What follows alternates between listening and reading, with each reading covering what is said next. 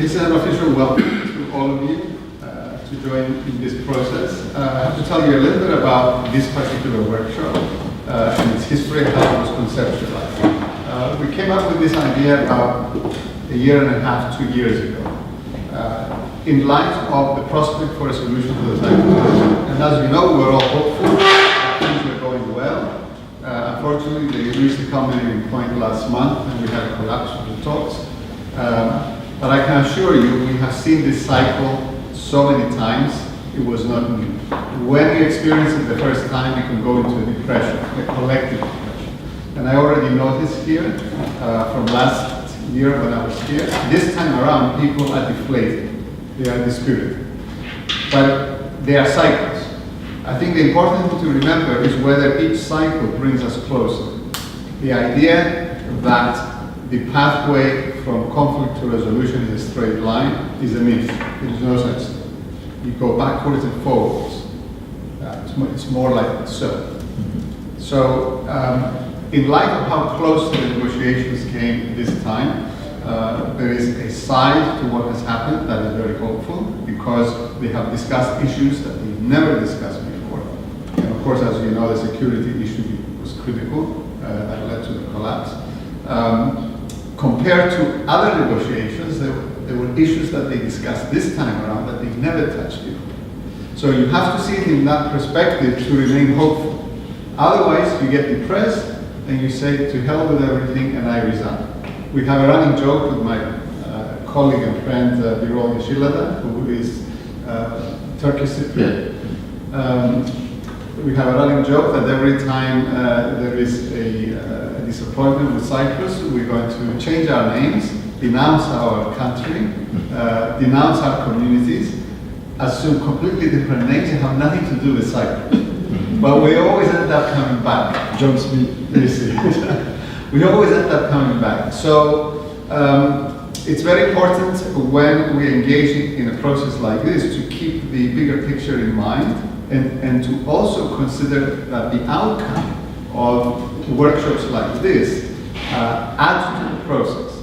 I can assure you, having been involved in this process as far back as the early 90s, without a break, to this day, I can assure you that when I look back, when I look at the situation today, and I see what is possible, the fact that the checkpoints have opened, the fact that people can move freely, the fact that political leaders can meet, the fact that they can invite each other to their homes, which has happened, as you know. The fact that there is freedom of movement, the fact that you can start a bi-communal event at the drop of a hat. All that was impossible.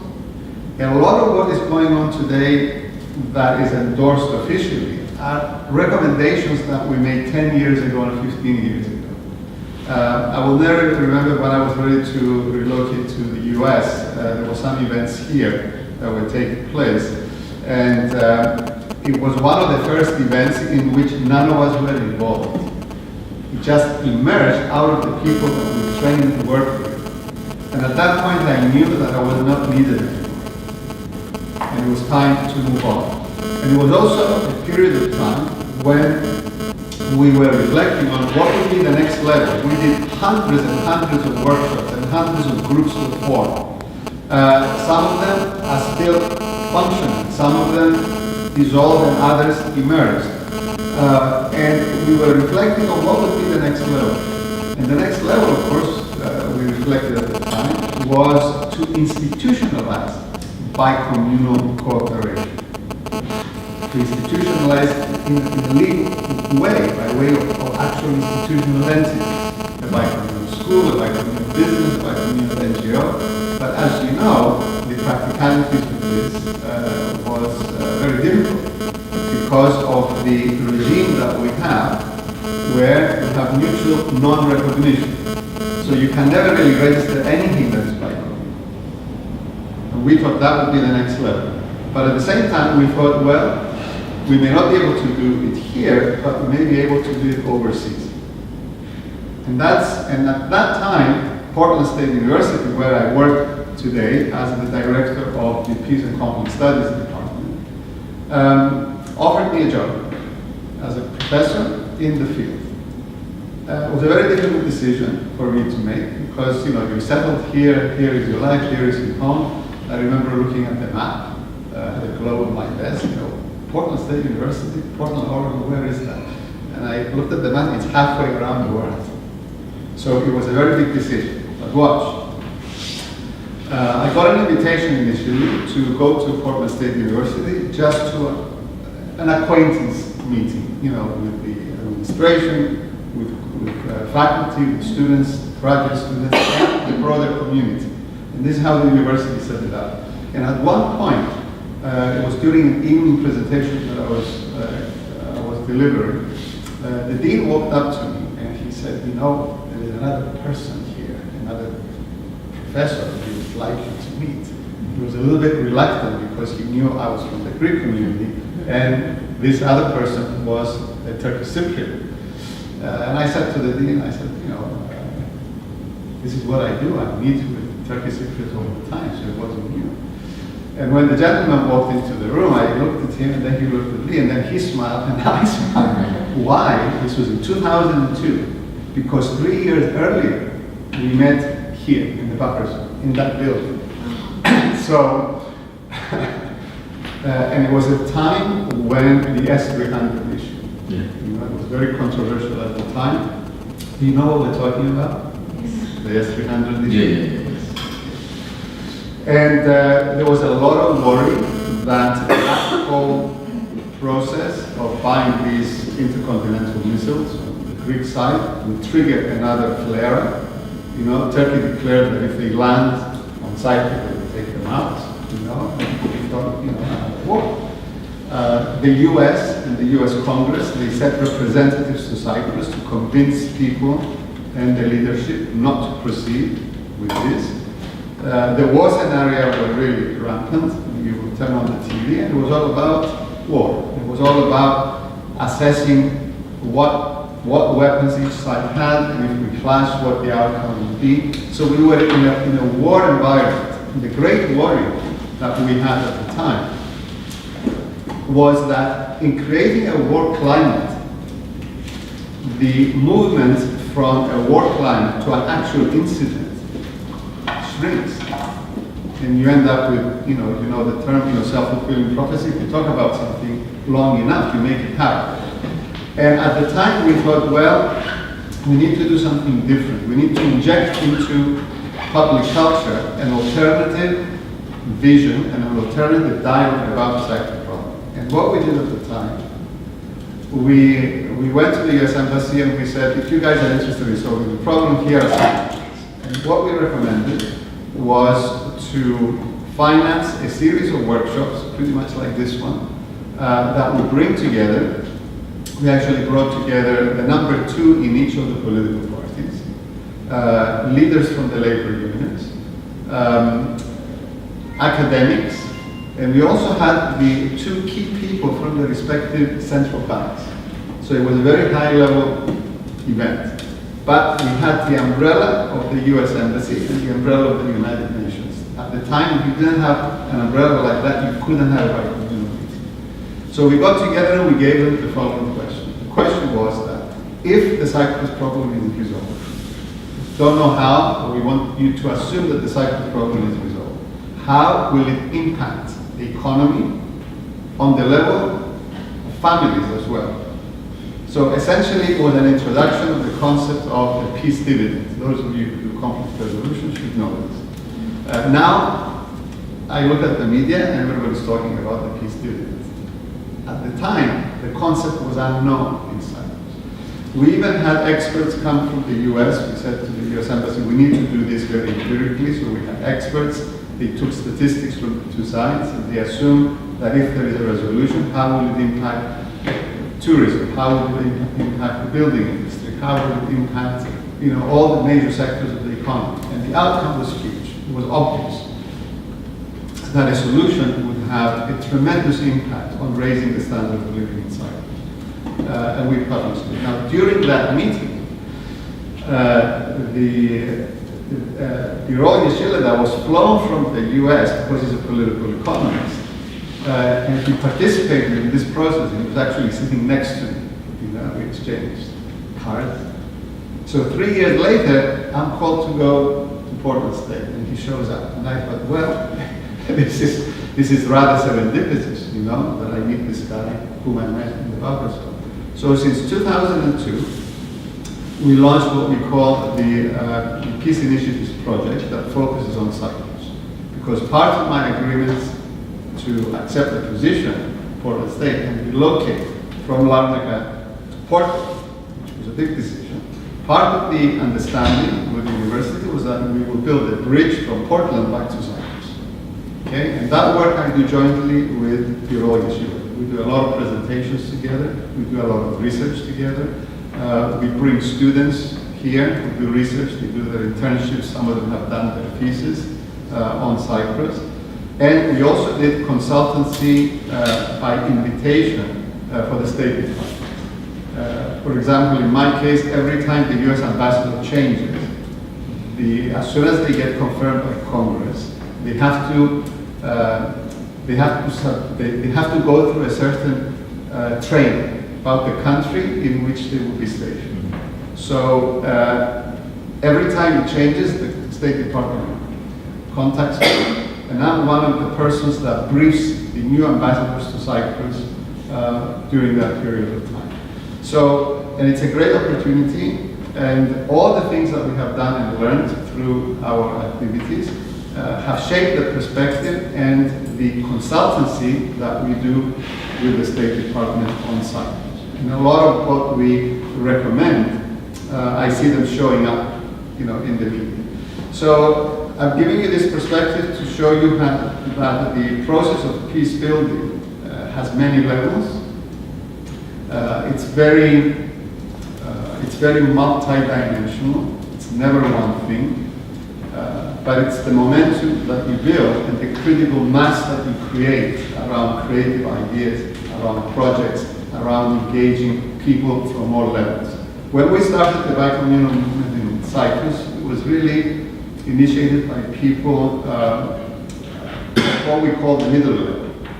The middle level of society are usually people who are educated, who are abroad, who have some degree, who are professionals. But as we started at that level, we moved in two directions. Okay? We said we need to bring the grassroots in, and then we need to bring track one, the politicians. So with Nikos, my brother, we decided that he's going to go grassroots and I'm going to go track one, basically. So this is some of the strategy that we developed at the time.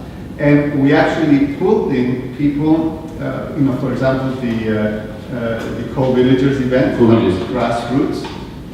We identified all the villages that were bicommunal before the troubles. And people from both sides invited them, and they all showed up. It was very moving to see people who grew up together, you know, reconnect. On the high level, we brought into the process a number of people from the various parties. Some parties now, we know, they have committees for bicommunal contacts. Those were initiated by the work that we did by bringing people from the parties into the process, who then went and galvanized the parties.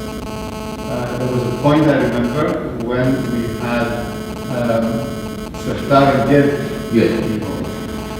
Okay, Serdar, the son of Mr. Demirtaş, and Gedi, the daughter of Mr. Kyriakos. So we had direct links with the presidents through the peace movement by bringing the daughter and the son, respectively, into the process. This created a dynamic by which the bicommunal groups of the time injected ideas and strategies that reached the high level.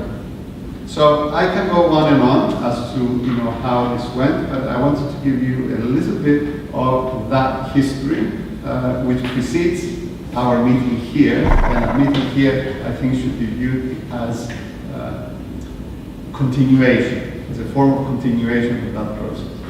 The potential of doing things today is much greater. You know? And I remember at the time, we used to think of, you know, conflict as creating invisible walls between people, and as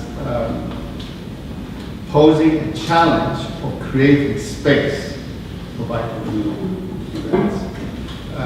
I remember when we first started conceptualizing the necessity for contact between people from the two sides. The very first difficulty that was also a process of conscientization was the realization that there was no space on earth where Greeks and Turks could get together. And this was an eye-opener. It was extraordinary. You pause and you think, what is it about conflict that creates a scarcity of common space? You see. And we discovered that conflict makes the world very small. That's what it does. It shrinks spaces. It doesn't open up spaces, it shrinks spaces. And if you want to test this, go to any battleground where people are shooting at each other. How much space do you have to do things in that space? Do you see? Essentially, when people kill each other because of conflict, even though they don't use words, they shout to each other through the fire. And what are they essentially saying? They're essentially saying that the world is so small that both of us cannot fit. So one has to be exterminated. That is really the essence of lethal conflict.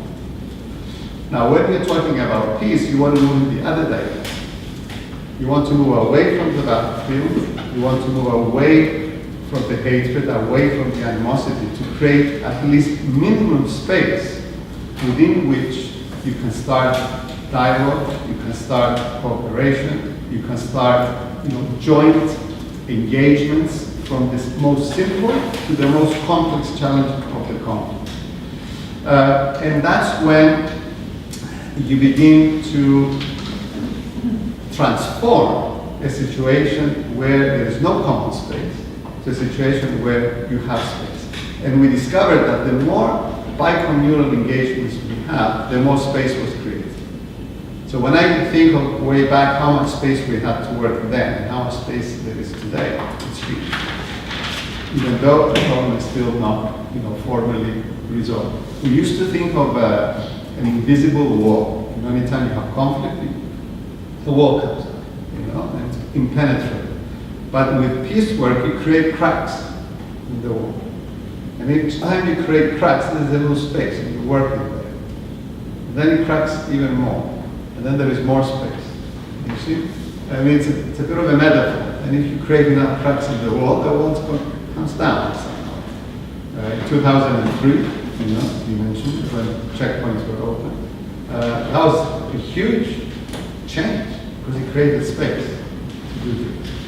So I don't want to belabor the point. Now, more specifically about this project. As I said, it was conceptualized about 2 years ago.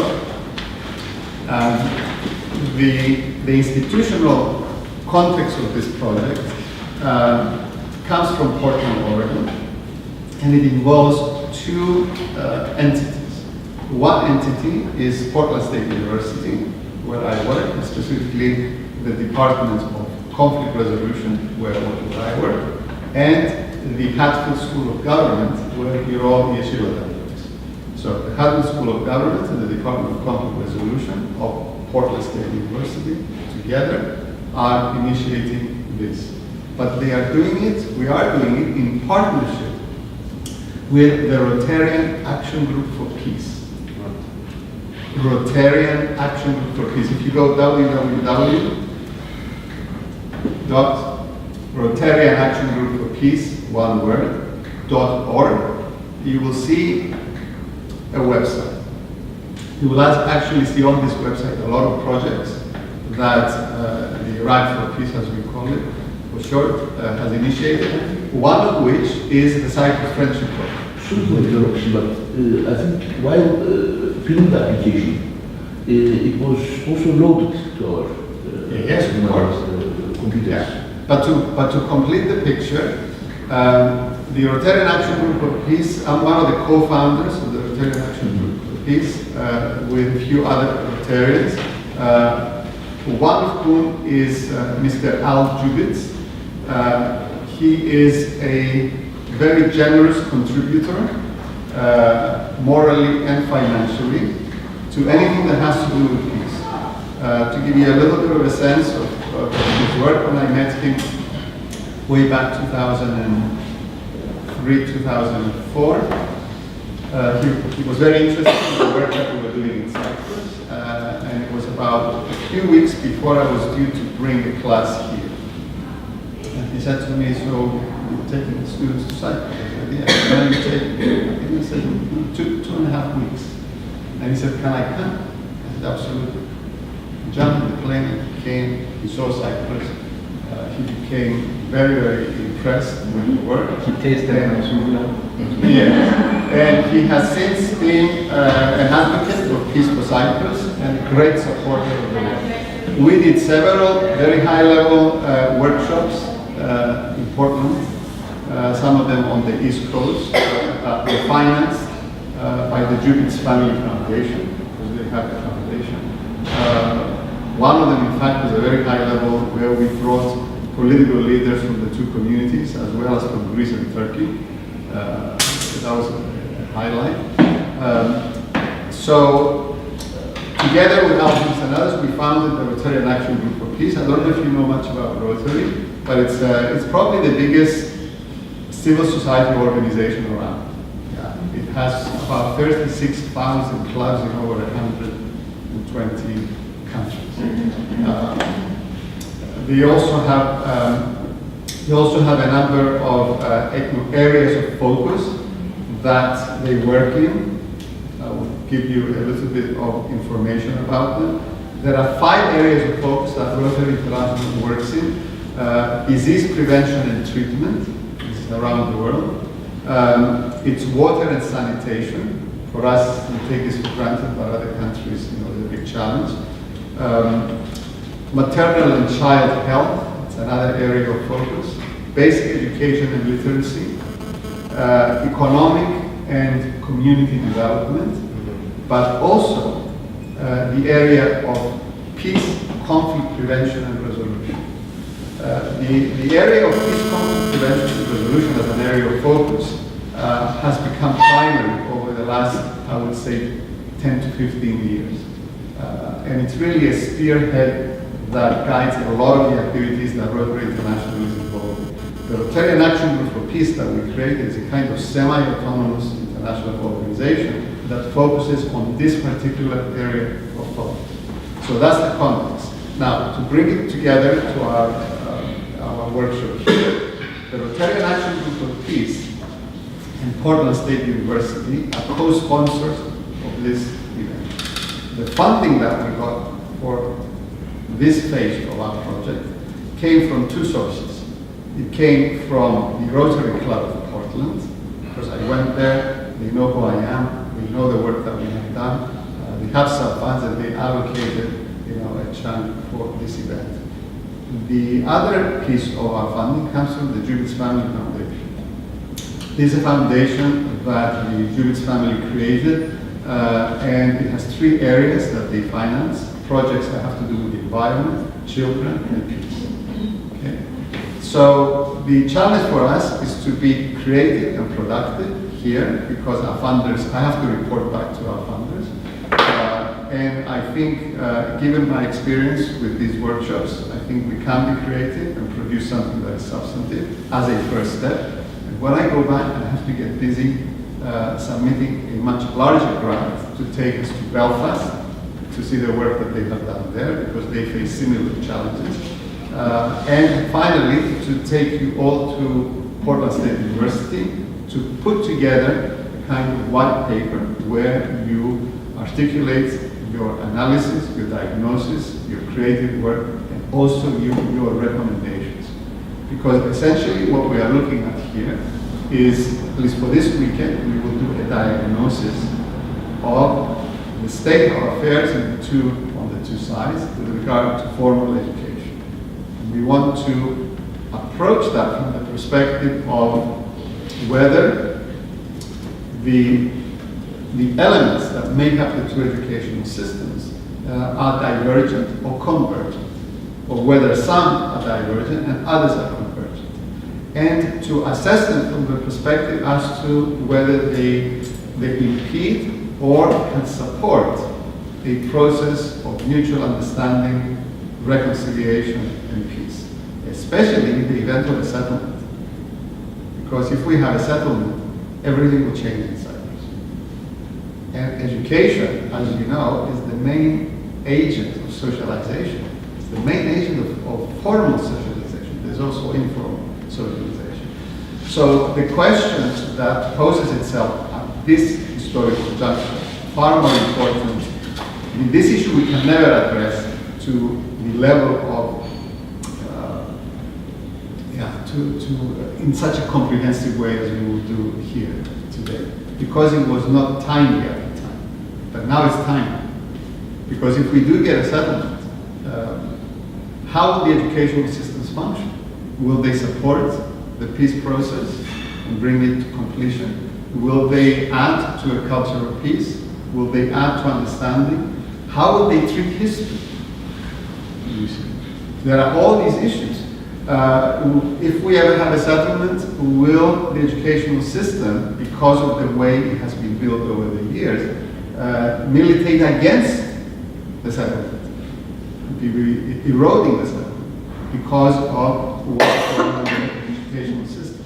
But I would even add at this point, even if the Cyprus problem is not resolved, the fact that there is interaction between the two communities, the fact that we are so close to each other physically, the fact that there will probably be more interaction in the years to come rather than less, even with the Cyprus problem in suspense.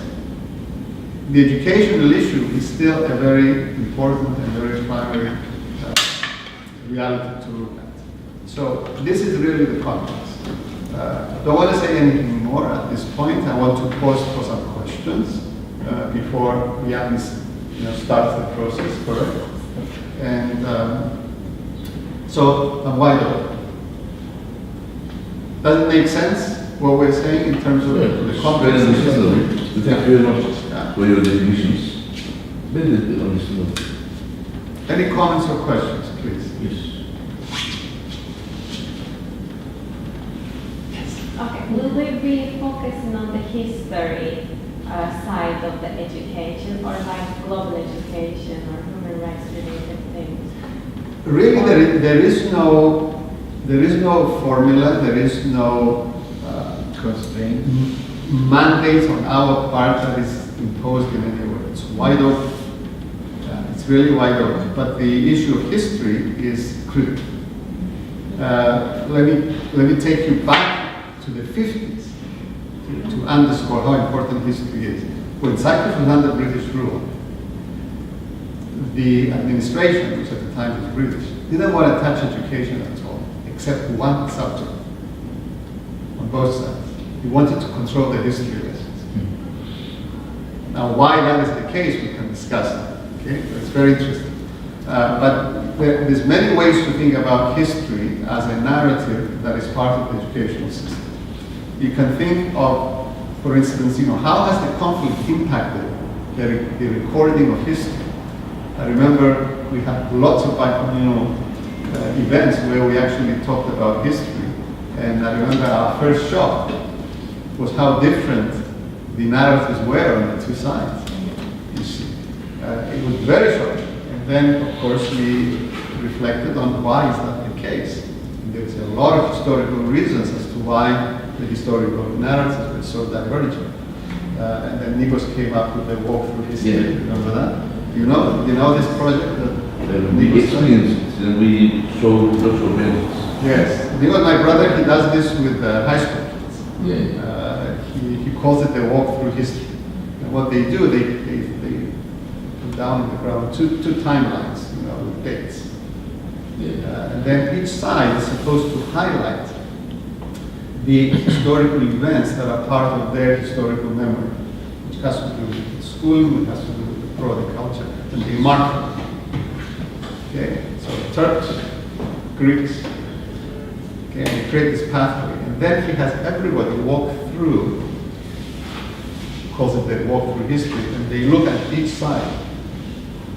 And what is extraordinary is that, what you will see is that those highlights on one side may be completely absent from the other side, or they may have the exact opposite interpretation.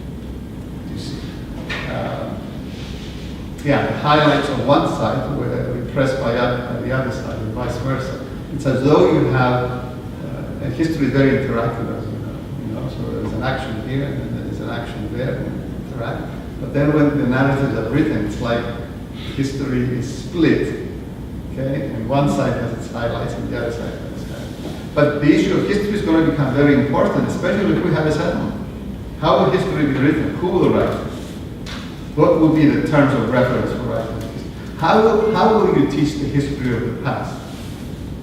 Will the way history was written in the past be part of the curriculum?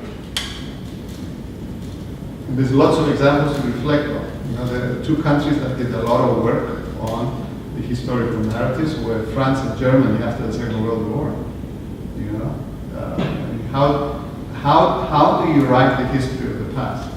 As we speak today, at the level of the Council of Europe, they are still reflecting on the historical narratives that each participant in the Second World War adopted.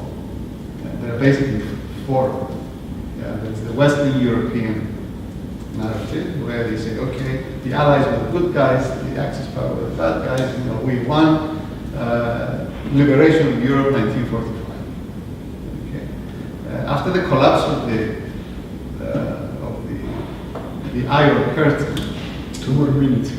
2 minutes, yes. When the Central and Eastern European countries had access to the West, and they read the narratives of Western Europe, they said, and they saw 1945 was the liberation of Europe, they were shocked, because their experience was very different. They said there was no liberation. Our liberation came in 1991, because the Nazis withdrew and the communists took over. So Nothing is changed. yeah, so they have a completely different historical narrative. The Germans have a completely different historical narrative, especially those who suffered outside of Germany. You know, at the end of the war, the Germans who were living in Poland became refugees. They had nothing to do with Nazis, you know, the so-called expellees. And then the Russian narrative, which is horrible because they suffered the most casualties, you know, and the Cold War was a byproduct of some of that. So I'm just giving you an example of how to think about, you know, history as we move forward. But this is work that you will do. But there are no rules really as to what you would like to do. The challenge is to lock into your experience and into what is going on in the two educational systems and see what we can bring forward. I have some questions to raise. I remember in high school we had a national security course, and a commander was coming from army, and she was like brainwashing us. And I remember at the age of 14, somebody asked me in my country, and I started to talk about Cyprus, and I started to talk about all these divisions and the past traumas. That is like brainwash to me, and it was a shame for me. After like 4 years later, I felt so disgusted and shameful because of that. Is there a national security course in the south as well? No. There isn't. You see, so already you're identifying. Yeah, Very you wouldn't know because he's away for many years. But when I was in peace building in 95, 96, 94, my daughter was 9 years old. And in the school, they had a subject called Denxekno. I don't forget. So it's not a national. Yeah, there was a national logo. security. There was a logo of blood coming from the north to the south.